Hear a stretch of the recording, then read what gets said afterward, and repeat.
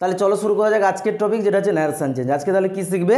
Narration change. এই একটা video আমি বলে দিলাম, প্রথমে ভিডিওর শুরুতে বলে দিলাম, এই একটা ভিডিও ন্যারেশন চেঞ্জ শেখার জন্য যথেষ্ট। এখানে টার্গেট নিতে হবে যে এই ভিডিও দেখার পরে এমনভাবে এখান থেকে শিখে নিতে হবে যেন মৃত্যুর আগের দিন পর্যন্ত এই ন্যারেশন চেঞ্জ মনে থাকে। আরে ক্লাস 7 জিনিসগুলো শুরু হয়, ক্লাস 12 পর্যন্ত চলতে থাকে, সেই বছরের পর বছর এটা ভুল সেটা নিয়ম জানি না, সেটা জানি না। আজকে এই ভিডিওতে পুরো প্যাকেজ থাকবে, A to Z, নিয়ম থেকে একেবারে 5টা সেন্টেন্সে যেভাবে ন্যারেশন চেঞ্জ করতে হয় স্টেপ বাই স্টেপ সব কিছু দেওয়া থাকবে। টার্গেট নিতে হবে, ভিডিও শেষ শেখা শেষ, ভিডিও দেখা শেষ মানে যেন শেখা শেষ হয়ে যায়, এরকম টার্গেট নিয়ে হাঁটতে হবে। চলো তাহলে শুরু করা যাক আজকের টপিক ন্যারেশন চেঞ্জ। এবং ন্যারেশন চেঞ্জ শেখার জন্য প্রথমে কী কাজ করতে হবে? ন্যারেশন চেঞ্জ তো শিখবে, তাহলে আমাকে প্রথমে স্যার কোথা থেকে শিখতে হবে? স্টেপ বাই স্টেপ তো তোমাকে শিখতে হবে, কারণ ক্লাস 7 শিখে নিলে আমি একেবারে 12 পর্যন্ত চালাতে পারবো জিনিসটাকে। তাহলে 1 বছর ঠিক করে শিখে নাও। আর আন্ডারস্ট্যান্ডিং মাই পয়েন্ট নট। তাহলে কোথা থেকে শুরু করবে? স্যার প্রথমে তোমাকে নিয়ম থেকে শুরু করতে হবে। কোনো কিছু জিনিস একটা শিখতে হলে তার তো আগে নিয়ম জানতে হবে, নিয়ম না জানলে তুমি কী করে করবে? আর আন্ডারস্ট্যান্ডিং মাই পয়েন্ট নট। তাহলে চলো নিয়মগুলো কী কী আছে। প্রথমে যে নিয়মটা পড়বে এখানে, যেভাবে আমি শেখাচ্ছি আমি বলছি যেভাবে এই ভিডিওতে দেওয়া হচ্ছে স্টেপ বাই স্টেপ এইভাবেই শেখো।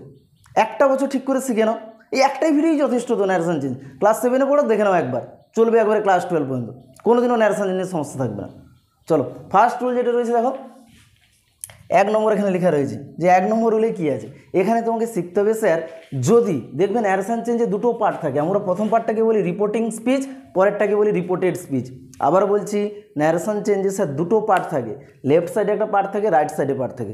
লেফট সাইডের পার্টটাকে বলে রিপোর্টিং স্পিচ, রাইট সাইডে বলে রিপোর্টেড স্পিচ। আমার এইগুলো দরকার নেই জানার, রিপোর্টিং স্পিচ কী রিপোর্টেড স্পিচ কী এগুলো জানাতে না, আমার তো করতে হবে ন্যারেশন চেঞ্জ। মনে রাখবে বাম দিক ডান দিক, কী মনে রাখবে? বাম দিক ডান দিক।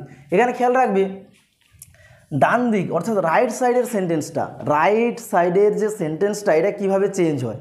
যদি ওই সেন্টেন্সটা প্রেজেন্ট ইনডেফিনাইটে থাকে, কিসে থাকে? প্রেজেন্ট ইনডেফিনাইট, তাহলে তোমাকে ওকে ট্রান্সফার করতে হবে পাস্ট ইনডেফিনাইট। নিয়মগুলো শিখে নাও একবার।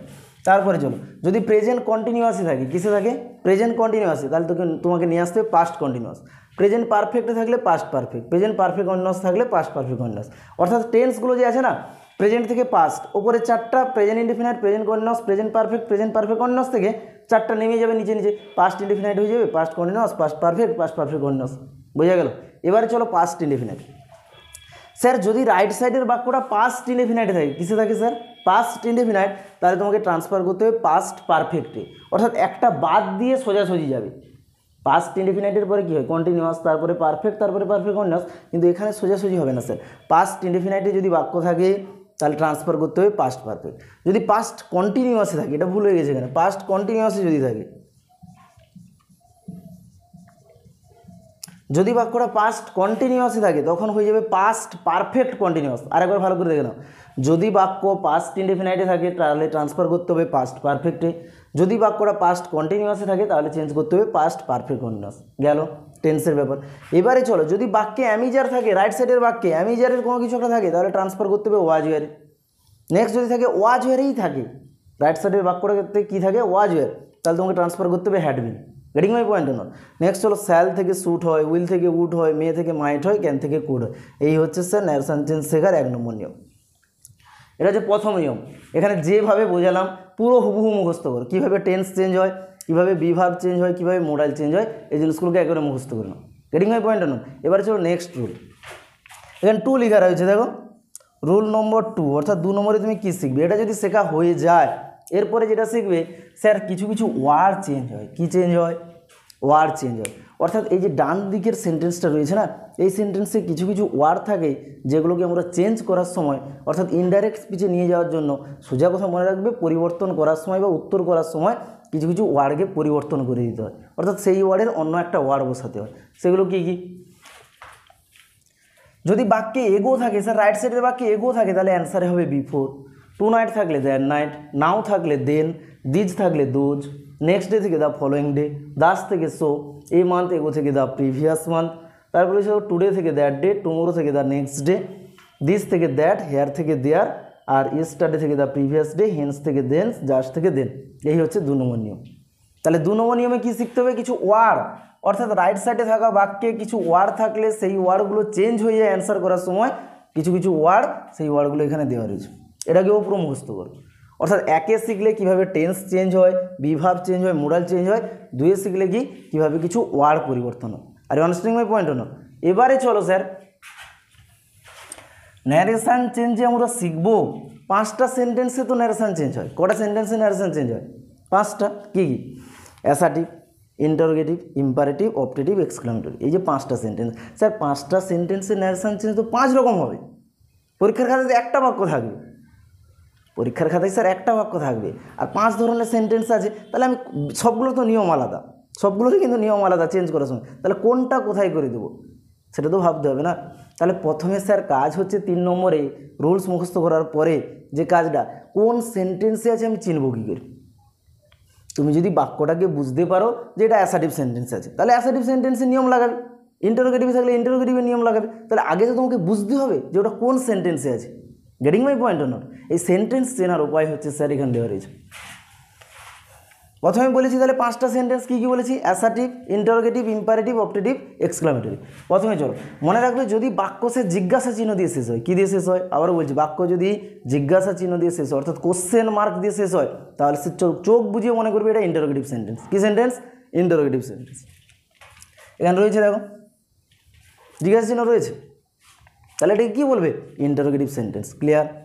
এবারে চলো, বাক্যে যদি বিস্ময়সূচক চিহ্ন থাকে, কী থাকে? বিস্ময়সূচক চিহ্ন। সেটা শেষেও থাকতে পারে, তার আগেও থাকতে পারে, মাঝেও থাকতে পারে, যেখানে থাকবে। মোটামুটি বাক্যে যদি বিস্ময়সূচক চিহ্ন, যেটাকে আমরা বলি এক্সক্লামেশন চিহ্ন, এটা যদি থাকে, বুঝে নেবে যে এটা কিসে আছে? Exclamatory sentence. এ দুটো একবারে ফার্স্ট, চোখ পড়লে বোঝা যাবে। বোঝা গেল? এবারে চলো, আর 3টা কিন্তু ফুল স্টপে শেষ হয়েছে। এবারে মনে রাখবে স্যার দ্বিতীয় বাক্য, কোন বাক্য বললাম? দুটো বাক্য দেওয়া হয়েছে। দ্বিতীয় বাক্য যদি স্যার মেয়ে দিয়ে শুরু হয়, কী দিয়ে শুরু হয়? মেয়ে, MAY। দ্বিতীয় বাক্য যদি মেয়ে দিয়ে শুরু হয়, চোখ বুঝিয়ে মনে করবে যে ওটা অপটেটিভ সেন্টেন্স। Optative sentence. দ্বিতীয় বাক্য কী দিয়ে শুরু হবে?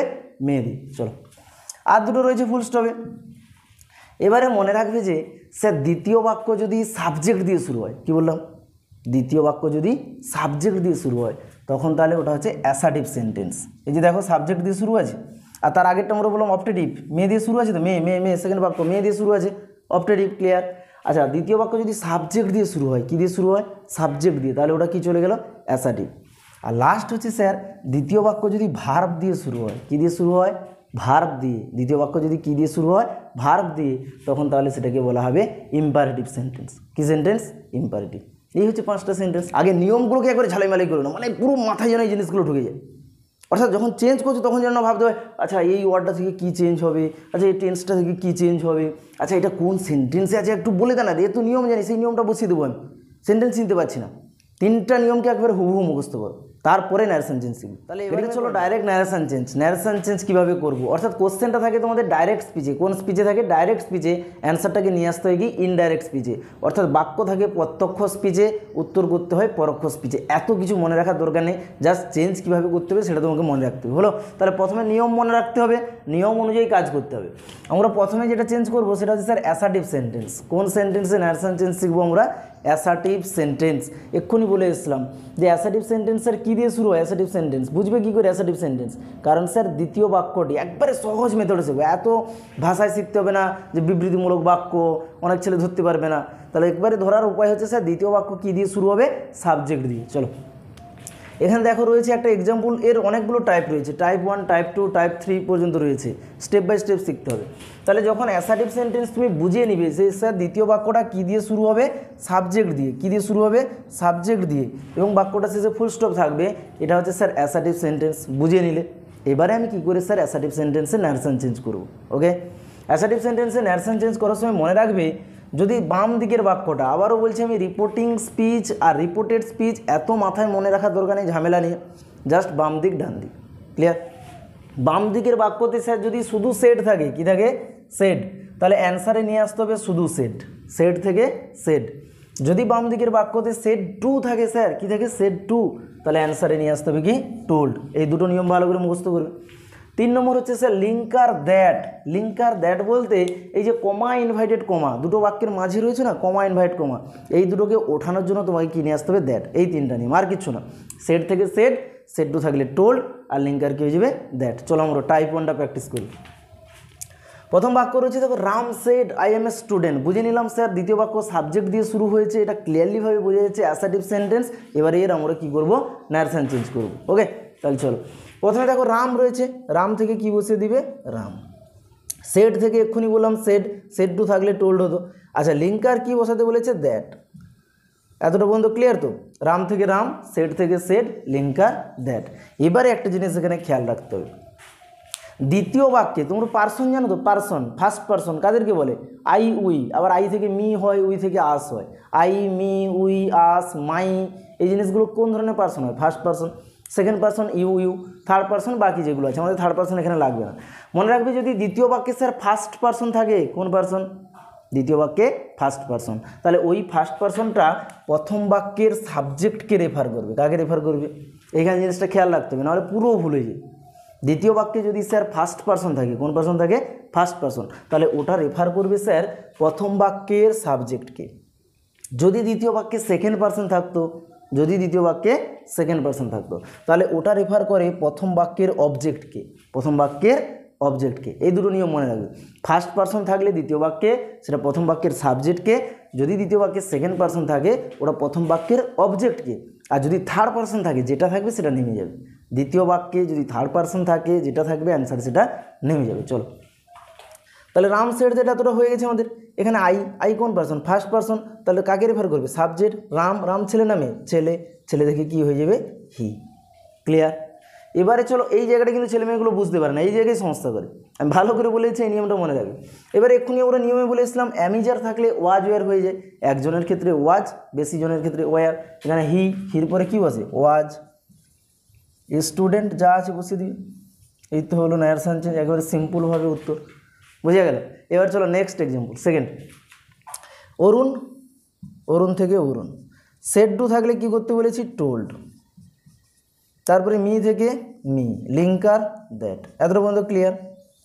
এবারে এদিকে সাবজেক্টকে লক্ষ্য করো, ইউ কোন person, second person. You second person থাকলে প্রথম বাক্যের অবজেক্টকে রেফার করে। অবজেক্ট কে আছে, মি থেকে কি হয়, আই। হলো। এবারে কথা আছে উইল থেকে কি হয়, আমরা শিখেলাম উড, উইল থেকে উড। কিন্তু স্যার আইয়ের পরে কি বসে, স্যাল থেকে শুড। এই জায়গাটা খেয়াল রাখবে, উইল থেকে উড হয় কিন্তু আইয়ের পরে তো উইল বসে না, আইয়ের পরে কি বসে, স্যাল থেকে কি হয়, শুড। হেল্প থেকে হেল্প, আবার একটা পার্সন রয়েছে মিও কিন্তু ফার্স্ট পার্সন স্যার, মিও ফার্স্ট পার্সন। এই পার্সনগুলোকে চিনে রাখবে। তাহলে ফার্স্ট পার্সন তো সাবজেক্টকে রেফার করবে। অরুণ ছেলে নামে, ছেলে হলে কি হয়, হি। কিন্তু এটা আমরা মি কি করেছি, অবজেক্ট প্রোনাউন করেছি, আই থেকে মি, হি থেকে কি হয়ে যাবে, হিম। তাহলে অ্যান্সার হলো Arun told me that I should help him. চলো লাস্ট এক্সাম্পল রয়েছে দেখো, রাজা থেকে রাজা, সেড থেকে সেড, কারণ স্যার সেড টু থাকলেই টোল্ড হতো, লিঙ্কার হয়ে যাবে দ্যাট। এতটুকু ক্লিয়ার? এবারে চলো ইউ আর প্লেয়িং ফুটবল, এই বাক্যটা রয়েছে তো। এবারে এখানে বুঝতে হবে স্যার ইউ কোন পার্সন, ইউ সেকেন্ড পার্সন তো কাকে রেফার করবে, অবজেক্টকে। এখানে অবজেক্ট আছে কি, নেই। সেকেন্ড পার্সন থেকে স্যার অবজেক্টকে রেফার করে, অবজেক্ট নেই, তাহলে এখানে কি বসাবে, পারবে না মনে রাখবে যে স্যার সেকেন্ড পার্সন থেকে অবজেক্টকে রেফার করে যদি অবজেক্ট না থাকে, তাহলে ওখানে লক্ষ্য রাখবে যে মিটা উজ্জ্ব আছে। কি উজ্জ্ব আছে, মি। আবার বলছি কি উজ্জ্ব আছে, মি থেকে কি হয়ে যায়, আই। না বুঝতে পারলে না? এখানে দুটো জিনিস খেয়াল রাখবে, এটা যদি সিঙ্গুলার সাবজেক্ট হয়, যদি দ্বিতীয় বাক্যের সাবজেক্টটা সেকেন্ড পার্সন সিঙ্গুলার সাবজেক্ট হয়, তখন কিন্তু এখানে মি উজ্জ্ব আছে। যদি প্লুরাল সাবজেক্ট হয়, আবার বলছি যদি প্লুরাল সাবজেক্ট হয়, তাহলে ওখানে আসটা উজ্জ্ব আছে। কি উজ্জ্ব আছে, আস। কিন্তু বেশিরভাগ 99% এগুলো সিঙ্গুলার দিয়ে থাকে এবং এখানে মিটা উজ্জ্ব থাকে। বোঝা গেল? তাহলে মি থেকে কি হয়ে গেল, আই। এবারে চলো কি আছে, ইউ আর প্লেয়িং ফুটবল ছিল তো, তাহলে আই অ্যামিজার থেকে ওয়াজ ওয়ার হয়, তাহলে আই ওয়াজ প্লেয়িং ফুটবল।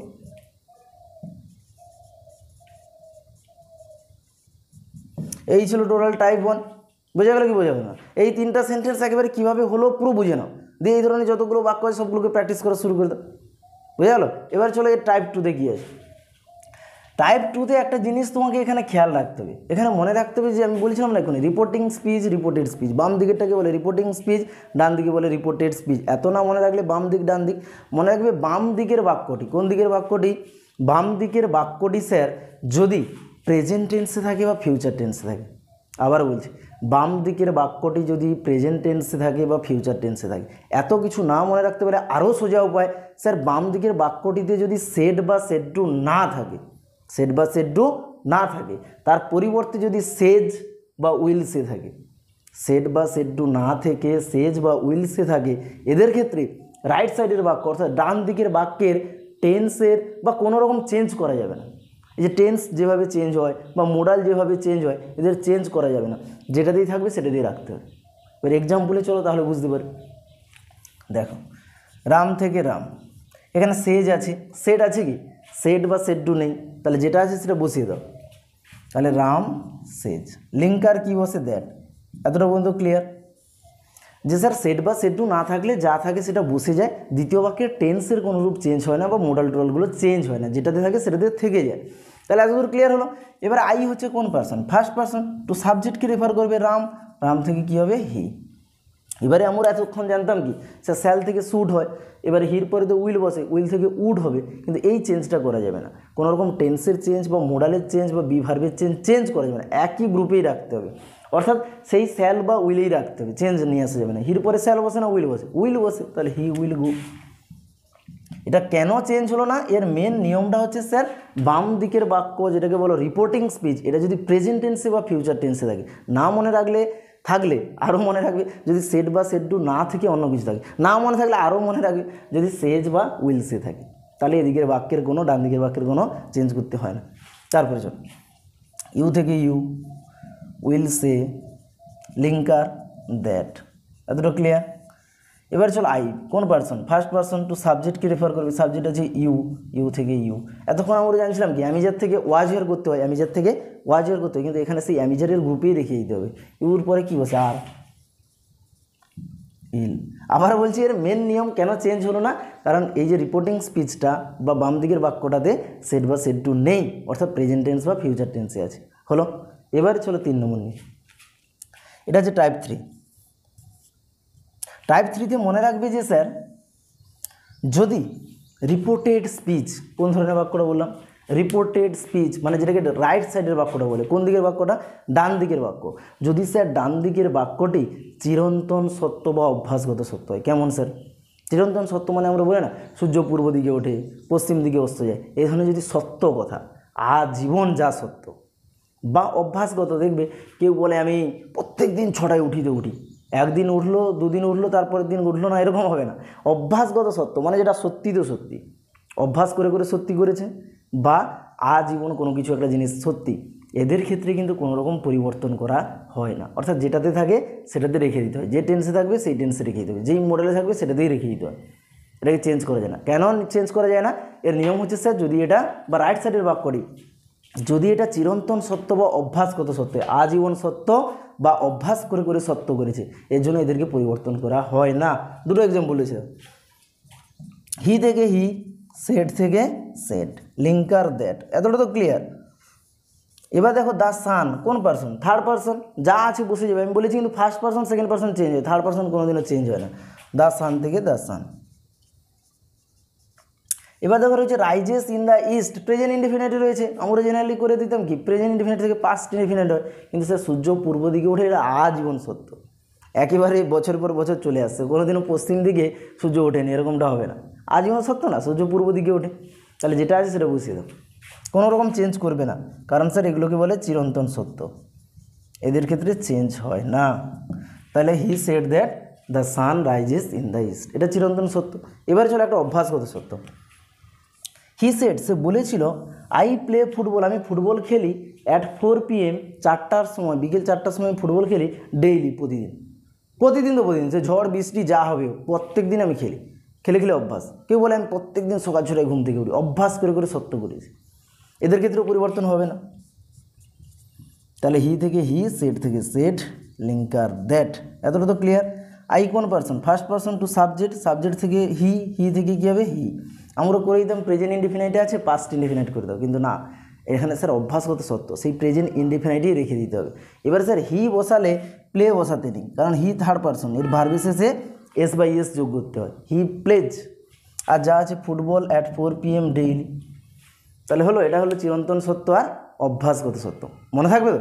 এমনভাবে শিখো স্যার, যা নিয়ম আছে, এই একটা ভিডিওতে আমি সব কিছু দেবো, ন্যারেশন চেঞ্জের সমস্ত জিনিস শেষ করবো একটা ভিডিওতে, এই একটা ভিডিওকে একবারে পুরোপুরিভাবে একবার গিলে খেতে হবে, পৃথিবীর কেমন ন্যারেশন চেঞ্জ নিয়ে আসবে, আসো কোনো একটা টাইপে পড়ে যাবেই যাবে, আর সেটা দিয়ে তোমার যদি মাথায় মনে থাকে মানে সঙ্গে সঙ্গে তুমি ট্রান্সলেট করে দিই।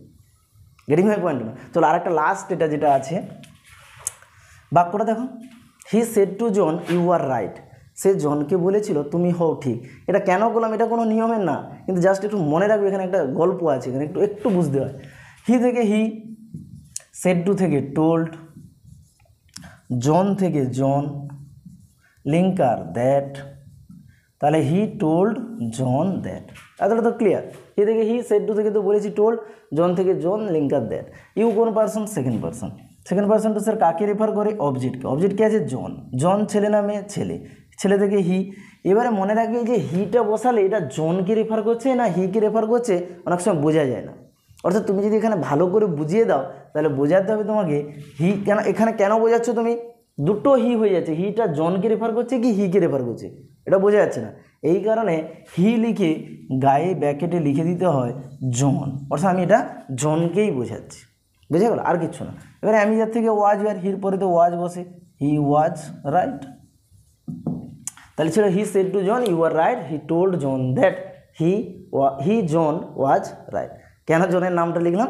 দুটো স্যার এই যে হি জনকেও রেফার করতে পারে বা হিকেও রেফার করতে পারে, তখন যে এক্সামিনার থাকবে সে বুঝতে পারবে না। তুমি যদি ব্যাপারটাকে আরও ক্লিয়ার করে দাও তখন ভাবে না এত ডেপথলি নলেজ আছে।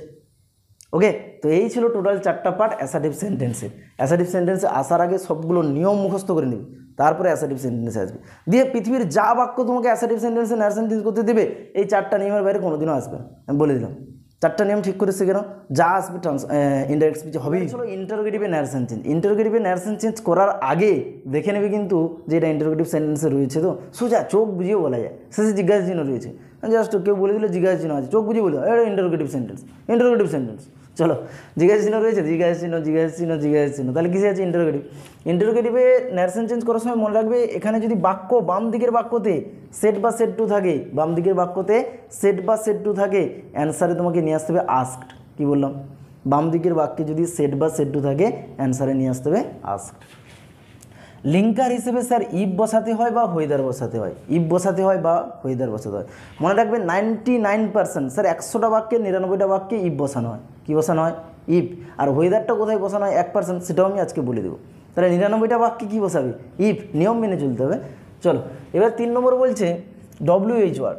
যদি ডান দিকের বাক্যটি, খেয়াল রাখবে, যদি ডান দিকের বাক্যটি শুরু হয় WH ওয়ার্ড দিয়ে, ডান দিকের বাক্যটা শুরু হয় WH word, what, which, when, where, how, whom, এই ধরনের ওয়ার্ড দিয়ে শুরু হলে এদের ক্ষেত্রে কিন্তু ইফ বা হোয়েদার বসে না। WH ওয়ার্ড দিয়ে যদি ডান দিকের বাক্য শুরু হয় তাহলে লিঙ্কার হিসেবে ইফ বা হোয়েদার বসে না। যেই WH ওয়ার্ডটা থাকে সেটা নেমে যায় ইফ বা হোয়েদারের জায়গায়। বুঝে গেল? চলো প্রথম বাক্য দেখো, হি থেকে হি, সেড বা সেড টু থেকে কী বসাতে বলেছি? আস্কড। মি থেকে মি, তাহলে হি আস্কড মি। লিঙ্কার হিসেবে কী বসাতে বলেছি? 100টা বাক্যে 99টাই ইফ বসাবে। ওয়েদারটা 1% হয়, সেটা আমি বলে দেবো ইফ। তাহলে মেন টার্গেট স্যার ইফ। এই বাক্যটা সাবজেক্ট কি? ইউ। ইউ কোন পার্সন? Second person. সেকেন্ড পার্সনটা কাকে রেফার করবে? অবজেক্ট। অবজেক্ট কী আছে? মি। মি থেকে কী হয়? আই। হলো। অ্যামিজার থেকে কী করতে হয়? Was were. আইয়ের পরে কী বসে? ওয়াজ। I was ill. তাহলে he said to me are you ill, তুমি কি অসুস্থ? হি আস্কড মি, সে আমাকে জিজ্ঞেস করেছিল ইফ, যদি আই ওয়াজ ইল, আমি অসুস্থ ছিলাম কিনা। তাহলে এটা 1 নম্বর পার্ট গেল। চলো 2 নম্বর part, he said to me. তাহলে হি থেকে হি, সেড টু থেকে কী বসাতে বলেছি? আস্কড। মি থেকে মি। লিঙ্কার কী বসাতে বলেছিলাম? ইফ বা হোয়েদার। ইফ বসাতে বলেছিলাম, হোয়েদারটা আমি পরে বলে দেবো। কিন্তু দেখো দ্বিতীয় বাক্যটা কী দিয়ে শুরু হয়েছে? WH word. যদি দ্বিতীয় বাক্য WH ওয়ার্ড দিয়ে শুরু হয়, আবারও বলছি WH ওয়ার্ড মানে what, which, when, where, how, whom, where, এই যে জিনিসগুলো, এগুলো দিয়ে শুরু হলে ইফ বা হোয়েদার বসাবে না কোনো দিন। যেটা আছে WH ওয়ার্ড ওইটা বসিয়ে দিব ওই জায়গায়। তাহলে এই জায়গায় আমরা কী বসিয়ে দিলাম? হোয়াট। এখানে এই বাক্যটা সাবজেক্ট কী আছে? ইউ। কোন পার্সন? Second person. সেকেন্ড পার্সনটা কাকে রেফার করে? অবজেক্ট। মি। মি থেকে কী হয়ে যাবে? আই। তারপরে কি রয়েছে? অ্যামিজার। অ্যামিজার থেকে কি হয়? Was were. আইয়ের পরে ওয়াজ বসে, আই ওয়াজ ডুইং। আর শেষে কিন্তু মনে থাকবে এই বাক্যগুলো ফুল স্টপে শেষ করতে হয়। জিজ্ঞাসা চিহ্ন দিয়ে থাকে কোশ্চেন, কিন্তু অ্যান্সার শেষ করতে হয় ফুল স্টপে। এটা কিন্তু মারাত্মক ভুল। যদি জিজ্ঞাসা চিহ্ন রেখে দাও তাহলে পুরো ভুল। তাহলে he said to me what are you doing, he asked me, সে আমাকে জিজ্ঞেস করেছিল হোয়াট কি, আই ওয়াজ ডুইং, আমি করছিলাম। গেল ইন্টারোগেটিভের 1 নম্বর আর 2 নম্বর নিয়ম। অর্থাৎ কোথায় ইফ বা ওয়েদার বসাবে, যদি ডব্লিউএইচ ওয়ার্ড না থাকে, দ্বিতীয় বাক্য ডব্লিউএইচ ওয়ার্ড দিয়ে না শুরু হলে ইফ বা ওয়েদার, ইফ বসাও, ওয়েদারটা আমি পরে বলছি। যদি ডব্লিউএইচ ওয়ার্ড দিয়ে শুরু হয় তাহলে ওই ডব্লিউএইচ ওয়ার্ডটা বসাতে হয়, ইফ বা ওয়েদার বসানো যায় না। এবার চল 3 বাক্য দেখো, হি সেড টু থেকে আস্কড, হার থেকে হার, লিঙ্কার ইফ বা ওয়েদার, আমরা কোনটা বসাবো এখানে, ইফ বসাবো না ওয়েদার বসাবো?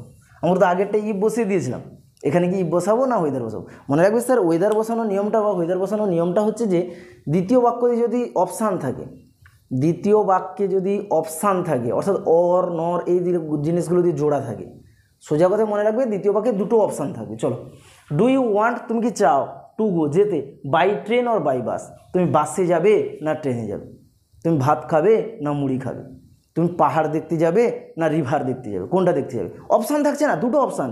স্যার দুটো অপশানের ক্ষেত্রে ইফ বসানো যায় না, কি বসাতে হয়? ওয়েদার। মনে থাকবে দুটো অপশান থাকলে ডান দিকের বাক্যে ওয়েদার বসাতে হয়। তাহলে ইফ কেটে যাবে, ওয়েদার হয়ে গেল। এবার চলো সাবজেক্ট কে আছে? ইউ।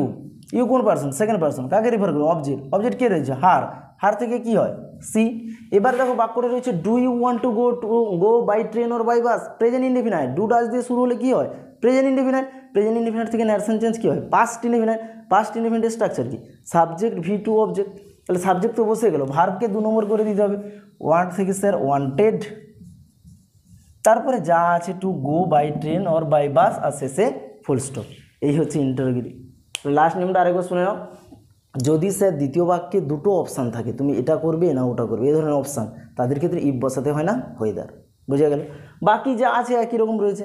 আর এদিকেটাই ছিল স্যার দ্বিতীয় বাক্যে যদি ডব্লিউএইচ ওয়ার্ড না থাকে এবং প্রশ্ন করা হয়, এদের ক্ষেত্রে ইফ, যদি ডব্লিউএইচ ওয়ার্ড থাকে তাহলে ডব্লিউএইচ ওয়ার্ড। বোঝা গেল? আর কিছু নেই এখানে। এটা হচ্ছে স্যার ইম্পারেটিভ সেন্টেন্স। ইম্পারেটিভ সেন্টেন্সে ন্যারেশন চেঞ্জ কী করবে? ইম্পারেটিভ সেন্টেন্সে আসার আগে তোমাকে বুঝতে হবে যে ইম্পারেটিভ সেন্টেন্সটা আমি বুঝবো কী করে। এর মানে হচ্ছে স্যার আদেশ অনুরোধ উপদেশ বাক্যগুলোতে থাকে। আদেশ অনুরোধ উপদেশ। কোনো ছেলে বলছে স্যার আমি আদেশ অনুরোধ উপদেশ বুঝতে পারছি না, তাহলে আমি কী করে করবো? আমাকে তো একটু বোঝাবেন নাকি? তাহলে প্রথম কথা মনে রাখবে যে ইম্পারেটিভ সেন্টেন্স চিনতে হয় কি বলেছি, দ্বিতীয় বাক্য ভার্ব দিয়ে শুরু হয়। কী দিয়ে শুরু হয়? ভার্ব দিয়ে। এবারে চলো কী করে বুঝবে আদেশ, কী করে বুঝবে অনুরোধ, কী করে বুঝবে উপদেশ। সব থেকে সোজা হচ্ছে স্যার অনুরোধটাকে বোঝা। এটা প্লিজ দিয়ে থাকে। কী দিয়ে থাকে? প্লিজ দিয়ে থাকে। প্লিজ দিয়ে আছে মানে চোখ বুঝিয়ে বসে দাও, কী বসাবে? অনুরোধ। বাকি দুটো একটু বুঝতে হয়। চলো, আর এখানে যে নিয়মগুলো আছে দেখো, এখানে যদি সেট বা সেট টু থাকে, কি থাকে? সেট বা সেট টু থাকে। আর বাক্যে, দ্বিতীয় বাক্যে ভালো করে মনে রাখো, দ্বিতীয় বাক্যে যদি আদেশ বোঝায়, দ্বিতীয় বাক্যে যদি আদেশ বোঝায় তখন সেট বা সেট টুর জায়গায় অর্ডার হয়ে যায়। দ্বিতীয় বাক্যে আদেশ বোঝালে সেট বা সেট টুর জায়গায় অর্ডার। দ্বিতীয় বাক্যে যদি অনুরোধ বোঝায়, অর্থাৎ প্লিজ দিয়ে আছে, চোখ বুঝিয়ে, প্লিজ দিয়ে আছে, চোখ বুঝিয়ে বসে দাও, সেট বা সেট টুর জায়গায় রিকোয়েস্টেড। প্লিজের কাজ খতম। এবারে চলো স্যার অ্যাডভাইস কী করে করবে? মনে রাখবে যদি দ্বিতীয় বাক্যে, আরেকবার ভালো করে শোনো, দ্বিতীয় বাক্যে যদি উপদেশ দেওয়া বোঝায়, কী দেওয়া বোঝায়? উপদেশ দেওয়া বোঝায়, তখন সেট বা সেট টুর জায়গায় অ্যাডভাইস। তাহলে দ্বিতীয় বাক্যে আদেশ হলে অর্ডার, যদি অনুরোধ হয় প্লিজ দিয়ে থাকবে, রিকোয়েস্টেড, উপদেশ হলে অ্যাডভাইস। এবার চলো কী করে বুঝবে আমি দেখাচ্ছি। প্রথম বাক্যটা দেখো, আর লিঙ্কার হচ্ছে এখানে টু বসে, লিঙ্কার দুটো কমা ইনভাইট কমা উঠিয়ে কী বসে দেয়? টু। আর 3 নম্বর যে নিয়মটা রয়েছে দেখো, একটা ফরবেড রয়েছে, অর্থাৎ এই ফরবেডটা তখন ব্যবহার করা হয়, মনে রাখবি তো, যদি দ্বিতীয় বাক্য নেগেটিভে থাকে। যদি দ্বিতীয় বাক্যগুলো, যে হ্যাঁ এখানে রয়েছে, দ্বিতীয় বাক্য যদি নেগেটিভে থাকে তখন স্যার এদের পরিবর্তে এই যে সেট বা সেট টুর জায়গায় ফরবেড বসিয়ে দিতে হয়, তখন দ্বিতীয় বাক্যে নট আর বসানো যায় না। কি বসানো যায় না? নট বসানো যায় না। চলো, তাহলে প্রথম বাক্য রয়েছে the teacher said to the boy go home at once. আচ্ছা, আমরা প্লিজ দিয়ে বলেছিলাম, সোজাটা একবার রিকোয়েস্ট সেটা করে নিই, প্লিজ দিয়ে আছে কিনা দেখো। এখানে দেখো দ্বিতীয় একটা বাক্য রয়েছে প্লিজ হেল্প মি, রয়েছে না? তাহলে প্লিজ দিয়ে আছে মানে রিকোয়েস্টেড, হি সেডের জায়গায় কী হয়ে যাবে? রিকোয়েস্টেড। কেন স্যার? এটা রয়েছে প্লিজ দিয়ে, আমি বুঝিয়ে নিয়েছি, অনুরোধে আছে। লিঙ্কার কি বসাতে বলেছে? কমা ইনভাইট কমা বসিয়ে টু। তাহলে হি রিকোয়েস্টেড টু, এতটা তো পরিষ্কার। তাহলে প্লিজ চলে গেল, প্লিজের পরিবর্তেই আমি রিকোয়েস্টেড নিয়ে চলে এলাম, তাহলে প্লিজ বাদ। বাকি কি আছে? হেল্প। এদের কিন্তু ভার্বের কোনো প্রকার চেঞ্জ করবে না ইম্পারেটিভে, মনে রাখবে, ইম্পারেটিভে কোনো প্রকার ভার্বের চেঞ্জ করবে না, যা ভার্ব আছে বসে যাবে, শুধু প্রোনাউনগুলোর চেঞ্জ করবে এখানে, শুধু প্রোনাউনগুলো। মি কোন person? First person. First person থেকে কাকে রেফার করে? সাবজেক্টকে। সাবজেক্টকে যে হি। মিটা কোথা থেকে হয়েছে? আই থেকে মি, মানে সাবজেক্ট প্রোনাউন থেকে অবজেক্ট প্রোনাউন, আই থেকে মি, আই থেকে মি। তাহলে হি থেকে কি হয়? হিম। তাহলে কী হলো দেখো, he requested to help him, he requested to help him, সে অনুরোধ করেছিল তাকে সাহায্য করতে। বোঝা গেল না? বোঝা গেল। এবারে দুটো থেকে গেছে দেখো, একটা আদেশ একটা উপদেশ। মনে রাখবি যে স্যার আদেশ মানে দ্বিতীয় বাক্যে যদি আদেশ বোঝায়, এই ধরনের বাক্য হয়, ও কাজটা তোমাকে করতে হবে তো হবে, করতে যদি না বলে করা যাবে না। এটা আদেশ। উপদেশ হচ্ছে স্যার ওই কাজটা তুমি করো বা না করো এটার সঙ্গে কারোর কোনো মানে টাচ নেই, কিন্তু ওখানে তোমার নিজের একটা দায়িত্ব রয়েছে বা কর্তব্য রয়েছে। উপদেশ তখনই হবে যখন মনে রাখবে যে ওখানে তোমার নিজের দায়িত্ব বা কর্তব্য রয়েছে, তুমি করবে কি না করবে তোমার ব্যাপার। আদেশে কিন্তু তুমি মানে তোমাকে যদি করতে বলা হয় করবে, না তো না। আর উপদেশে তোমার নিজের মনে হবে এটা তোমার দায়িত্ব বা কর্তব্য। চলো, the teacher said to the boy go home at once. শিক্ষক ছেলেকে বলিল এই বাড়ি যাও এক্ষুনি। এতে উপদেশের কী আছে গো? কোনো কিছু আছে? আদেশ করো এই বাড়ি যাও, এখান থেকে বেরিয়ে যাও, সেটা করো এটা করো, এখানে কোনো উপদেশ আছে? অর্থাৎ উপদেশ মানে সমাজের কিছু একটা দায়িত্ব বা কর্তব্য তোমার প্রতি রয়েছে, সেই জিনিসগুলো। তাহলে এখানে আদেশ, তাহলে দ্য টিচার থেকে দ্য টিচার বসিয়ে দিবে, সেড টু থেকে কি বসাবে? অর্ডারড। হলো, তারপরে রয়েছে দ্য বয়। আচ্ছা, লিঙ্কার কি বসাতে বলেছি এখানে? টু। কি বসাতে বলেছি? টু। তারপরে এখানে ভার্বে চেঞ্জ করবে না কোনো প্রকার, গো হোম অ্যাট ওয়ান্স। শুধুমাত্র যদি প্রোনাউন থাকে সেইগুলোকে চেঞ্জ করবে, আর কিচ্ছু করা দরকার নেই। এবারে চলো, হি সেড টু মি, সে আমাকে বলেছিল রেসপেক্ট ইউর পেরেন্টস, তোমার পিতামাতাকে শ্রদ্ধা করো। এটা তো রিকোয়েস্টে নেই, বোঝা গেছে স্যার, প্লিজ নেই, তাহলে আদেশ না হলে উপদেশ। আচ্ছা, তোমার পিতামাতাকে তুমি শ্রদ্ধা করো, আদেশ না উপদেশ দিচ্ছি কি? আরে এটা তোমার দায়িত্ব, সমাজের প্রতি তোমার একটা রেসপন্সিবিলিটি, দায়িত্ব, কর্তব্য, উপদেশ। পিতামাতাকে শ্রদ্ধা করো, শ্রদ্ধা করতে হবে, তুমি করবে কি না করবে তোমার ব্যাপার, এটা একটা সমাজের প্রতি তোমার দায়িত্ব না? তাহলে হি অ্যাডভাইসড, বানানটা খেয়াল রাখবে, ADVISED, সি দিয়ে দিলে কিন্তু নাউন হয়ে যায়, এখানে কিন্তু এস হবে। He advised me to respect, linker to হয়ে যায়, তারপরে ভার্ব বসে গেল টু রেসপেক্ট। ইউর, তোমার, ইউর কি সেকেন্ড পার্সন টু অবজেক্টকে রেফার করে, মি, তাহলে তোমার থেকে আমার, তোমার থেকে আমার, মাই। যদি কেউ না বুঝতে পারে আরও মনে রাখবে, এখানে ইউ থাকলে আমরা কি করতাম, মি থেকে আই হয়ে যেত, তাহলে আই ইউ মানে আমি তুমি, তাহলে তোমার আমার। তাহলে অ্যান্সার দাঁড়ালো, দেখো, he advised me to respect my parents, সে আমাকে উপদেশ দিয়েছিল আমার বাবা মাকে শ্রদ্ধা করো। এই ছিল তিনটা নিয়ম, মনে থাকবে তো? অর্ডার, রিকোয়েস্ট আর অ্যাডভাইস, ভালো করে খেয়াল রাখবে। এবার চলে এদের এক্সেপশনালগুলোতে। এক্সেপশনালের প্রথমটা যেটা আছে ওই যে ফরওয়ার্ড বসানো হয়, এখানে বলছিল না যে কিছু সময় ফরওয়ার্ড বসানো হয়, কখন? যদি দ্বিতীয় বাক্যটা সেকেন্ড সেন্টেন্স যদি কিসে থাকে, নেগেটিভে থাকে, কিসে থাকে, নেগেটিভে থাকে, তখন তুমি ফরওয়ার্ড দিয়েও করতে পারো। যে শুধু ফরওয়ার্ড দিয়ে করতে পারো এরকম কথা নয়, তুমি ফরওয়ার্ড দিয়ে করতে পারো, অন্য কিছুতে করতে পারো। ফরওয়ার্ড দিয়ে করলে মনে রাখবে দ্বিতীয় বাক্যের নটটাকে তুলে দিতে হবে, আর কিছু। চলো, রয়েছে দেখো, the teacher said to the বয়, তাহলে দ্য টিচার এই জায়গাটা শুধু কি বসিয়ে দিবে বলো তো? সেড টুর জায়গায় ফরওয়ার্ড বসিয়ে দিবে, সেড টুর জায়গায় কি বসিয়ে দিবে? ফরওয়ার্ড। তাহলে দ্য টিচার যা আছে বসিয়ে দাও, টিচার ফরওয়ার্ড দ্য বয়, তাহলে হলো দ্য টিচার ফরবিড মানে বারণ করা, ফরবিড মানে বারণ করা। তাহলে দ্য টিচার ফরবিড বারণ করেছিল দ্য বয়, ছেলেটাকে, লিঙ্কার কি হয়? টু, কিন্তু এখানে এই যে জায়গাটা হয়ে যাবে to run in the sun. তাহলে দেখো, the teacher forbid the boy, linker হয়ে গেল টু, ডু তো উঠে যাবে আর নটটা উঠে যাবে, কারণ স্যার এখানে ফরবিড বসালে আর নট দেওয়া যায় না। তাহলে to run in the sun. আমি যদি এটাকে অন্য দিক দিয়ে করতাম, the teacher said to the boy don't run in the sun, রোদ্রে দৌড়াদৌড়ি করো না, উপদেশ দিচ্ছে। তাহলে আমি যদি অ্যাডভাইস দিয়েও করতাম, আমাদের নিয়মে করতাম, তাহলে the teacher advise the boy, এতটা পর্যন্ত ক্লিয়ার। দ্বিতীয় বাক্য রয়েছে, লিঙ্কার কী করতে হয়? টু যোগ করতে হবে, কিন্তু যেহেতু বাক্যটা নেগেটিভে আছে, কিসে আছে স্যার বাক্যটা? নেগেটিভে, তখন টুর আগে নট বসাতে হয়, টুর আগে not, not to run in the sun. ভালো করে আরও একবার খেয়াল রাখো, যদি স্যার ফরওয়ার্ড বসাও তাহলে এখানে নট বসাবে না, ক্লিয়ার? কারণ ফরওয়ার্ডে বলে দেওয়া হচ্ছে বারণ করা। যদি ফরওয়ার্ড না বসিয়ে সিম্পলি স্টেপ বাই স্টেপ করো অ্যাডভাইস দিয়ে করলে, তাহলে এখানে কিন্তু লিঙ্কার টু বসে, কিন্তু যেহেতু বাক্যটা নেগেটিভে আছে না, টু এর আগে নটটাকে নিয়ে চলে আসে, not to run in the sun. Clear? এই গেল টাইপ টু। এবার চলো টাইপ থ্রি। টাইপ থ্রিটা একটু কঠিন হয়, বুঝতে হবে। বাক্য রয়েছে he said let us discuss the matter, he said let me go, এই তো দুটো বাক্য রয়েছে। এখানে খেয়াল রাখবে যে স্যার ইম্পারেটিভ সেন্টেন্স লেট দিয়েও শুরু হয়, কী দিয়ে শুরু হয়? লেট দিয়ে। অর্থাৎ দ্বিতীয় বাক্য যদি স্যার লেট দিয়ে শুরু হয়, সেকেন্ড সেন্টেন্স যদি লেট দিয়ে শুরু হয়, চোখ বুঝিয়ে মনে রাখবেন ন্যারেশন চেঞ্জ এটা কিসে আছে? Imperative sentence. কিসে আছে? Imperative sentence. এদের কিন্তু ন্যারেশন চেঞ্জ দু প্রকারের হয়, একটা প্রস্তাব করা বোঝে আর একটা অনুমতি করা বোঝে। দুটো কথা বললাম, একটা প্রস্তাব, একটা অনুমতি। কখন বুঝবে বাক্য প্রস্তাব, কখন বুঝবে অনুমতি? প্রস্তাব বুঝলে তার জায়গায় কি বসাবে? সেড বা সেড টুর জায়গায় প্রপোজড বা সাজেস্টেড। যদি বাক্য প্রস্তাব করা বোঝায় তাহলে সেড বা সেড টুর জায়গায় প্রপোজড বা সাজেস্টেড। বোঝা গেল। যদি বাক্য অনুমতি চাওয়া বোঝায় বা অনুরোধ বোঝায় তাহলে সেট বা সেট টুর জায়গায় রিকোয়েস্টেড। এবারে বুঝবো কী করে স্যার কোনটা প্রস্তাব কোনটা অনুরোধ বা অনুমতি চাওয়া হচ্ছে? একটা উপায় হচ্ছে স্যার বাক্য পড়তে হবে তোমাকে। Let us discuss the matter, চলো ব্যাপারটা আলোচনা করি। এখানে কি কাউকে অনুরোধ করা বলছে? এখানে একটা প্রস্তাব বোঝাচ্ছে। আর একটা বলছে লেট মি গো, আমাকে যেতে দাও যেতে দাও যেতে দাও, আমাকে যেতে দাও। অনুরোধ চাইছে না, আমাকে যেতে দাও গো। যদি না বুঝতে পারো শর্টকাট মেথড শেখাচ্ছি।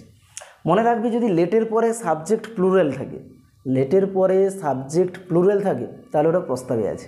সোজা কথা, লেটের পরে প্লুরাল থাকলে এটা কিসে আছে? প্রস্তাবে আছে। আর যদি লেটের পরে সিঙ্গুলার সাবজেক্ট থাকে তাহলে ওটা অনুরোধ বা অনুমতিতে আছে। বোঝা গেল? তাহলে লেটের পরে যদি সাবজেক্ট প্লুরাল থাকে তাহলে এখানে প্রপোজ বা সাজেস্টেড বসাবে। আচ্ছা, যদি ওটা লেটের পরে সাবজেক্ট সিঙ্গুলার থাকে তাহলে এখানে রিকোয়েস্টেড বসাবে। এদের ক্ষেত্রে কিন্তু লিঙ্কার কি টু হয় না, দ্যাট হয়। লিঙ্কার কি হয়? দ্যাট। এরপরে সাবজেক্ট বসানোর পরে আচ্ছা আমি যাচ্ছি চলো। তাহলে হি থেকে হি, তাহলে তুমি প্রথমটা শর্টকাট মেথডে বুঝবে কী করে? প্রস্তাবে আছে না অনুমতি আছে? স্যার প্রস্তাবে আছে, কারণ স্যার সাবজেক্ট তো একটু প্লুরাল দেখা যাচ্ছে, তো আস আমাদিকে অনেকে। আচ্ছা সেকেন্ডটা কী করে বুঝবে? মি স্যার একজন, তো স্যার অনুরোধ বা অনুমতি তো। তাহলে চলো প্রস্তাবে থাকলে আমি কী বলেছি? প্রপোজড বা সাজেস্টেড। তাহলে হি প্রপোজড, ওর তোমরা এখানে সাজেস্টেড বসাতে পারো। চলো তাহলে হি প্রপোজড, লিঙ্কার এদের ক্ষেত্রে টু হয় না, কি হয়? দ্যাট। তাহলে হি প্রপোজড দ্যাট। এতটা বন্ধু ক্লিয়ার? প্রপোজ বসালাম কারণ এখানে সাবজেক্ট প্লুরাল আছে, আমি চোখ বুঝিয়ে বলে দিলাম এটা প্রস্তাবে আছে। চলো এবারে আস লেট উঠে যাবে, কিন্তু কী হয়ে যাবে? লেট কিন্তু উঠে যাবে, এখানে আর লেট থাকবে না। আস কোন পার্সন? ফার্স্ট পার্সন না, ওই থেকে আস হয়। ফার্স্ট পার্সন তো কাকে রেফার করে? সাবজেক্টকে। সাবজেক্ট কে আছে? হি। আচ্ছা দেখো হি থেকে তো আমি হি বসাবো না এখানে, কারণ এখানে নিয়মটা মনে রাখবে।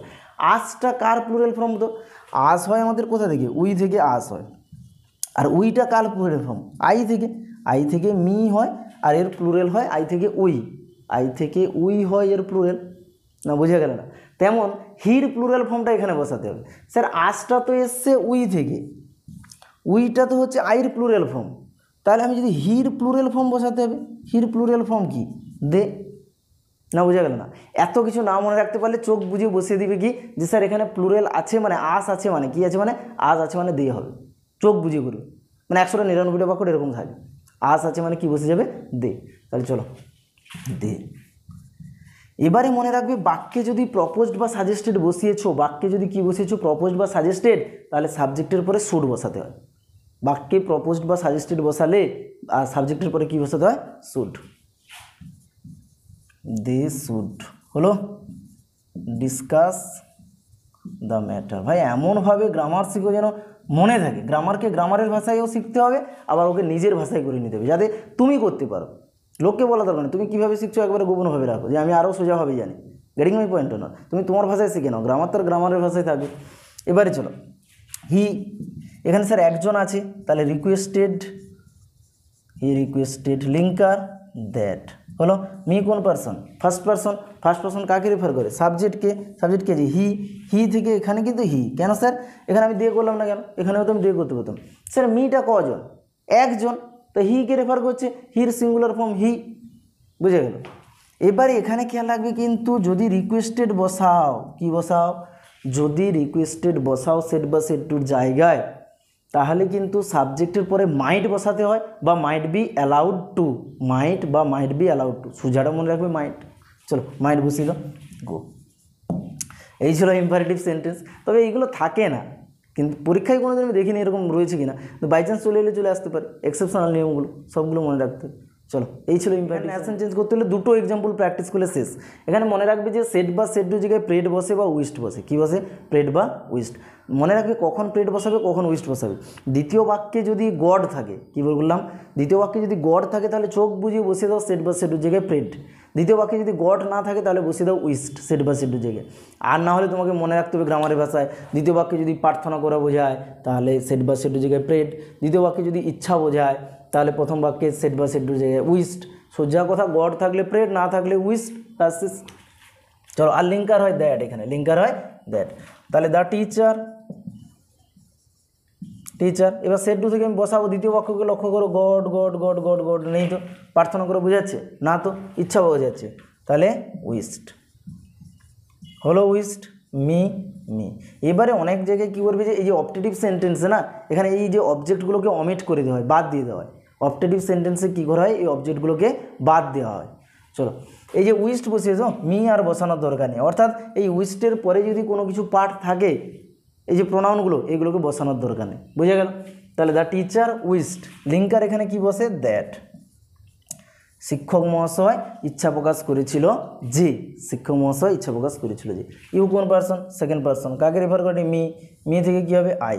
মে থেকে মাইট, তারপরে যা আছে প্রসপার ইন লাইফ। এবারে প্রশ্ন আসতে পারে, স্যার এখানে কেন মি বাদ দেওয়া হলো, সবগুলোতে তো এইগুলো করা হয়েছে, এখানে কেন বাদ দিয়ে দেবে, এটা কি ইচ্ছা খুশি বাদ দিয়ে দিতে হয়? এখানে মনে রাখবে যে এই যে মি এবং আই, এটা দুজনেই একই জনকে রেফার করা হয়, দুটোই একই জনকে রেফার করা হয় বলে এখানে দেওয়া হয় না, অমিট করে দেওয়া হয়। হলো? তাহলে চলো, the teacher wished that I might prosper in life. Next, mother said থেকে কী হবে, সেড থেকে উইস্ট হবে না প্রেড হবে? স্যার দ্বিতীয় বাক্যে লক্ষ্য করে দেখি একটা জিনিস আছে, গড, গড থেকে কী হবে, তাহলে গড রেফার করেছে, প্রেড হয়ে যাবে, প্রার্থনা, গডের কাছেই প্রার্থনা করা হয়, ইচ্ছা করা হয় না। মাদার প্রেড মি, সেই মিটাকে কী করে দেবে, অমিট করে দেবে, মানে বাদ দিয়ে দেবে, এখানে মিটাকে বসানোর প্রয়োজন নেই, অর্থাৎ যে প্রোনাউনটা থাকবে এটাকে বসানোর দরকার নেই। লিঙ্কার কী হয়ে যাবে, দ্যাট। হলো? গড থার্ড পারসন কাউকে রেফার করবে না, গড থেকে গড, মে থেকে মাইট, ব্লেস থেকে ব্লেস। ইউ কোন পার্সন, সেকেন্ড পার্সন টু অবজেক্টকে রেফার করে মি। মি থেকে কী হবে, মি। এবার মনে হতে পারে স্যার মি থেকে তো আই হতো, আপনি মি থেকে মি করছেন কেন? মি থেকে আই হতো না, মি থেকে মি করলেন কেন? মনে রাখবে যে মি থেকে আই হয় যদি ওটা বাক্যের সাবজেক্ট হতো, দ্যাটের পরে যদি বসতো তাহলে সাবজেক্ট হতো, তখন মি থেকে আই। আর যদি অবজেক্ট হয় তখন কিন্তু মি থেকে মি, কারণ অবজেক্ট প্রোনাউন সাবজেক্ট প্রোনাউন আমরা ছোটোবেলা শিখেছি না, আই হলে সাবজেক্ট প্রোনাউন, ওর মি হলে object pronoun, he, him, she, her, they, them, we, us, এইগুলো। হলো? অর্থাৎ অবজেক্ট পার্টে রয়েছে বলে মি থেকে মি, যদি এটা সাবজেক্ট হতো তখন আই হতো, কারণ অবজেক্ট প্রোনাউন কোনোদিনও আই হয় না, মি হয়। চলো, এই ছিল অপটেটিভ সেন্টেন্স, দুটো নিয়ম, জাস্ট দুটো এক্সাম্পল শিখে নিলে অপটেটিভ সেন্টেন্স শেষ। লিঙ্কার দ্যাট হয়, দ্বিতীয় বাক্যে গড থাকলে সেট বা সেটের জায়গায় প্রেড বসিয়ে দাও, না থাকলে উইস্ট বসিয়ে দাও, যদি গ্রামারের ভাষায় শেখো প্রার্থনা বোঝালে প্রেড, না হলে ইচ্ছা বোঝালে উইস্ট। হলো? এবার চলো স্যার লাস্ট, এক্সক্লামেটরি সেন্টেন্স, মানে যেটা হচ্ছে আমাদের দিয়ে শেষ হবে। এক্সক্লামেটরি সেন্টেন্স বোঝার পর আমি বলেছিলাম শেষে কী থাকে, বিস্ময়সূচক চিহ্ন থাকে, বিস্ময়সূচক চিহ্ন। এই বিস্ময়সূচক চিহ্ন থাকলে কি এক্সক্লামেটরি সেন্টেন্স। মনে রাখবে এই এক্সক্লামেটরি সেন্টেন্সে কিন্তু যত রাজ্যে ঝামেলা, এক্সক্লামেটরি সেন্টেন্সে এসেই ঝামেলা। এখানে তো বিস্ময়সূচক চিহ্ন দেখে তুমি এক্সক্লামেটরি করে দিলে, এখানে মনে রাখবে যে সেট বা সেট টুর জায়গায়, সেট বা সেট টুর জায়গায় কী বসাতে হয়, এক্সক্লেমড ইন। কী বসাতে হয়, সেট বা সেট টুর জায়গায় এক্সক্লেমড ইন। কেউ কেউ আবার এক্সক্লেমড উইথও বসায়, যেটা বসাবে ঠিক, এক্সক্লেমড ইনও বসাতে পারো, এক্সক্লেমড উইথও বসাতে পারো। তাহলে সেট বা সেট টুর জায়গায় এক্সক্লেমড ইন, তারপরে কিন্তু দ্বিতীয় বাক্যকে তোমাকে পড়তে হবে। কোন বাক্যকে, দ্বিতীয় বাক্য। দ্বিতীয় বাক্যে যদি আনন্দ বোঝায় তখন এক্সক্লেমড ইনের পরে জয়, দুঃখ বোঝালে সরো, রাগ বোঝালে অ্যাঙ্গার, অবাক বোঝালে সারপ্রাইজ, ভয় বোঝালে হরার। এই ধরনের বাক্যগুলোকে তোমাকে মুখস্থ করতে হবে। অর্থাৎ দ্বিতীয় বাক্যে কী বোঝাচ্ছে, রাগ, হিংসা, মারামারি, দুঃখ, ভয়, কোন জিনিসটা বোঝাচ্ছে না, অবাক, যেটা বোঝাবে সেটাকে এক্সক্লেমড ইনের পরে বসাবে, বা এক্সক্লেমড উইথ বসালে উইথের পরে বসাবে। চলো, আর লিঙ্কার হয় দ্যাট। আর দ্বিতীয় বাক্যে যদি হাউ থাকে, দ্বিতীয় বাক্যে যদি হাউ বলে কোনো ওয়ার্ড থাকে তাহলে ওটা থেকে হয় ভেরি। দ্বিতীয় বাক্যে যদি হোয়াট থাকে তাহলে ওখান থেকে হয় গ্রেট। এই হোয়াট থেকে গ্রেটও হয়, আবার কিছু কিছু সময় হোয়াট থেকে ভেরি হয়। মনে রাখবে হাউ থেকে ভেরি এ কোনো দিন চেঞ্জ হবে না, হাউ থেকে ভেরি। কিন্তু হোয়াট থেকে গ্রেট যেমন হয়, হোয়াট থেকে ভেরিও হয়। মনে রাখবে যদি ব্যক্তিদের ক্ষেত্রে রেফার করা হয় না, তখন হোয়াট থেকে গ্রেট হয়, অন্য কিছু কিছুর ক্ষেত্রে হলে হোয়াট থেকে আবার ভেরিও হয়ে যায়। হলো? চলো, প্রথম বাক্য দেখো, দ্য চিলড্রেন সেড, তাহলে দ্য চিলড্রেন থেকে চিলড্রেন। সেট থেকে কি বসাতে বলেছি, সেট বা সেট টু যাই থাকুক কী বসাবে, এক্সক্লেমড ইন বা এক্সক্লেমড উইথ, যেটা বসাবে এক্সক্লেমড ইন। এতটা কমপ্লিট। এবারে বলেছি দ্বিতীয় বাক্যকে পড়তে বলেছি, দেখো how happy we are here, আরে আমরা এখানে কত সুখে আছি, আমরা এখানে কত সুখে আছি, তাহলে আনন্দ বোঝাচ্ছে, তাহলে এখানে কি বসিয়ে দিবে, জয়। দ্বিতীয় বাক্যের উপরে ডিপেন্ড করে কিন্তু এখানে বসবে এক্সক্লেমড ইন বা এক্সক্লেমড উইথের পরে কীটা বসবে, লিঙ্কার এবারে বসাও দ্যাট। তাহলে এতটা complete. The children exclaimed in joy that. এবার দ্বিতীয় বাক্যের সাবজেক্ট কি, উই কোন পার্সন, ফার্স্ট পার্সন, ফার্স্ট পার্সনটুকু আগে রেফার করবে, সাবজেক্ট দ্য চিলড্রেনকে। দ্য চিলড্রেন কতজন, অনেকে, এটা থার্ড পার্সনে আছে, থার্ড পার্সনের অনেকে হলে কী হয়ে যায়, দে হয়ে যায়, আর একজন হলে হি বা সি হতো, দে। অ্যামিজার থেকে ওয়াজ ওয়ার, দের পরে কী হবে, ওয়ার, দে ওয়ার। এই যে সাবজেক্ট এবং ভার্ব বসিয়ে দিলে এর পরের কাজ এদিক থেকে নিয়ে যাবে, হাউ থেকে ভেরি, এক্ষুনি বলেছি, হ্যাপি থেকে হ্যাপি, হেয়ার থেকে দেয়ার এবং ফুল স্টপ। হলো, তাহলে অ্যান্সারটা দেখো, the children exclaimed in joy that they were very happy there. এবার চলো লাস্ট, দ্য গার্ল সেড থেকে একই রকম করবে, দ্য গার্ল থেকে গার্ল, সেড থেকে এক্সক্লেমড ইন। এবারে বাক্য পড়ো, how big the snake is. আরে ইমা, সাপটা কত বড় সাপ রে, সাপটা কত বড় সাপ। ভয়ে পড়ে যায় না, না অবাক হয়ে যায়? ভয় হলে তুমি হরার করবে, আর যদি অবাক হয় সারপ্রাইজ করবে, যেটা মনে হবে সেটা করবে।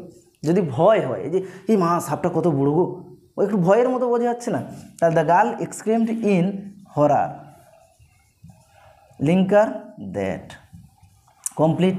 এবারে সাবজেক্ট খুঁজো, দ্য স্নেক, দ্য স্নেক তো থার্ড পারসন থেকে third person, the snake. Is থেকে অ্যামিজার থেকে ওয়াজের, তাহলে দ্য স্নেক ওয়াজ। হাউ থেকে ভেরি, বিগ থেকে বিগ, তাহলে কী দাঁড়ালো, the girl exclaimed in horror that the snake was very big. এখানে কিন্তু বিস্ময়সূচক চিহ্ন কোশ্চেনে থাকে, অ্যান্সার কিন্তু ফুল স্টপে নিয়ে আসতে হবে, বারে বারে মনে রাখবে। অ্যান্সার এই যে জিজ্ঞাসা চিহ্ন থাকলেও অ্যান্সার কিন্তু ফুল স্টপে আসবে। হলো, তাহলে দেখে নাও একবার, the girl said how happy we are here যেমন রয়েছে, the girl said how big the snake is. এখানে একটা জিনিস খেয়াল রাখতে হয় স্যার, সেড বা সেড টু জায়গায় এক্সক্লেমড ইন বসিয়ে দিতে হয় বা উইথ বসিয়ে দিতে হয়। এরপরে দ্বিতীয় বাক্যকে পড়তে হয়, ওখানে রাগ, হিংসা, মারামারি, দুঃখ, কষ্ট কী বোঝাচ্ছে সেই অনুযায়ী ওয়ার্ডটাকে বসাতে হয়, লিঙ্কার দ্যাট। তারপরে সাবজেক্ট যেভাবে চেঞ্জ হয়, আর হাউ থেকে ভেরি হয়ে যায়, হোয়াট থেকে কী হয়ে যায় গ্রেট, আবার হোয়াট থেকে ভেরিও হয়। এরকম যদি একটা বাক্য বলি যে হি সেড, সে বলেছিল, comma inverted comma, what a man Gandhiji is, what a man Gandhiji is, Gandhiji কীরকম মানুষ রে। তাহলে আমরা যদি বলি যে অবাক হয়ে যদি বলা হয়, he exclaimed in surprise, he exclaimed in surprise that, he exclaimed in surprise that Gandhiji was a great man, তখন হোয়াট থেকে কী হয়ে যায় গ্রেট। এই যে হোয়াট থেকে গ্রেটও হয়, ভেরি হয়, এই জিনিসটা কিন্তু খেয়াল রাখবে।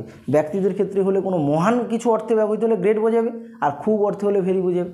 হলো, এই ছিল total topic, narration change, assertive, interrogative, imperative, optative, exclamatory. ভালো করে নিয়মগুলোকে ঠিকঠাকভাবে মুখস্থ করো আগে, তারপরে স্টেপ বাই স্টেপ একটা একটা করে দেবো। আজকেই টার্গেট নিয়ে নিতে হবে যে যেন ন্যারেশন চেঞ্জ আর কোনো দিন শিখতে না হয়। এই ভিডিও শেষ, ন্যারেশন চেঞ্জ শেখা শেষ, একেবারে 7-এ শেখো, ক্লাস 12 অবধি চলো। বোঝা কি বোঝে না, বুঝে গেল না, বুঝে গেল না? এমনভাবে শিখতে হবে গ্রামারকে যে গ্রামারের ভাষা না, তোমার হাতের কন্ট্রোলে যেন চলে আসে, যে ওকে আমি এমন কন্ট্রোলে নিয়ে আসবো যে আমার স্টেপ লাগাবো, উত্তর ঠিক আসবে। গ্রামারের ভাষায় উত্তর করবে, আমি আমার ভাষায় উত্তর করবো, উত্তর আমি ঠিক নিয়ে আসবো, এরকম ব্যাপারটাকে আসতে হবে। বুঝে গেল? এখন যদি কোনো সমস্যা থাকে অবশ্যই কমেন্ট করে জানাবে, কমেন্ট করে জানালে তখন বোঝা যায় যে কোন জায়গাটা প্রবলেম ফেস করছে, তাহলে সেটাকে আরেকবার রিপিট করা যাক। কমেন্ট তোমাকে করতে হবে যে স্যার এই জায়গাটা সমস্যা হচ্ছে, ওই জায়গাটা সমস্যা হচ্ছে, এটা কেন হলো বলুন দেখি আরেকবার, তাতে তুমিও যেমন জানবে, মানে আমাদের আরও সুবিধা হবে যে একেবারে গোড়া পর্যন্ত পৌঁছে দাও, কোথায় সমস্যা অনুভব করছে ছেলেটা। শিখতে হলে ভাই এমনভাবে শেখো যে অনেক দিন মনে থাকে। সবসময় মনে রাখবে 200 টাকা 250 টাকা দিয়ে পড়তে এসো, খেয়াল হতে 500 টাকার মতো পড়া নিয়ে যেতে হবে। কোশ্চেন করতে শেখো, স্যারদেরকে কোশ্চেন করো। গভর্নমেন্ট স্কুলের স্টুডেন্ট এই ঝাড় খেয়ে যায়, এখানে মরে যায়, প্রশ্ন করে না তারা কোনো, স্যাররা সুযোগ পেয়ে যাচ্ছে, তাই তুমি প্রশ্ন করবে না, আমিও বাস এটা করো না, এটা করো না, গ্রামার শেষ। তুমি যদি প্রশ্ন করতে শেখো না, স্যারেরা রেডি আছে বলার জন্য, তোমরা আসলে বলো না ভয়, স্যার আবার স্যার কী বলে দিবে, আমাকে অসম্মান করে দিবে, বলে দিবে এ বিরাট এটা সেটা। আরে ভাই তোমার জন্যই তো তাদেরকে রাখা হয়েছে, সরকার এত টাকা দিচ্ছে তাদেরকে, বুঝে গেল না? বুঝে গেল না? তোমাকে কোশ্চেন করতে হবে। কেন টিউশনের এক্সট্রা টিউশনের কেন দরকার হচ্ছে? ক্লাসেই শেখা যায় জিনিসগুলোকে, তোমরা কোশ্চেন করো না, সেখানে হই হুল্লোড় করে বাড়ি চলে আসে, তাতে কী করে হয়? যা শিখবে শেখার মতো শিখো, জীবনে কোশ্চেন করতে শিখো, যতদিন বাঁচবে একবারে প্রশ্ন করে, শেখার সময় তুমি প্রশ্ন করতে হবে। বুঝে গেলেন? বোঝা না হলে তুমি শিখতে পারবে না। তো যেখানে সমস্যা আছে, যে পয়েন্টে সমস্যা আছে, স্কুলে থাকো, টিউশনে থাকো, যেখানে থাকো, সবসময় প্রশ্ন করো। আরে তোমার জন্যই তো স্যারেরা আছে, তোমাকে হেল্প করার জন্য আছে, তুমি জানানো বলেই তো আমাদেরকে রাখা আছে, নাহলে কেন রাখা হয়? তুমি যদি জেনে নিতে কেন আসতে? তাহলে আমাদের কাজ কি? তোমাদেরকে জানানো। যেখানে সমস্যা আছে অবশ্যই কমেন্ট করে জানাবে। আমি যতদিন আছি গ্রামার আর স্পোকেন ইংলিশ, ইংরেজিতে কথা নেই, চিন্তা করার দরকার নেই। চলো, see you in the next video.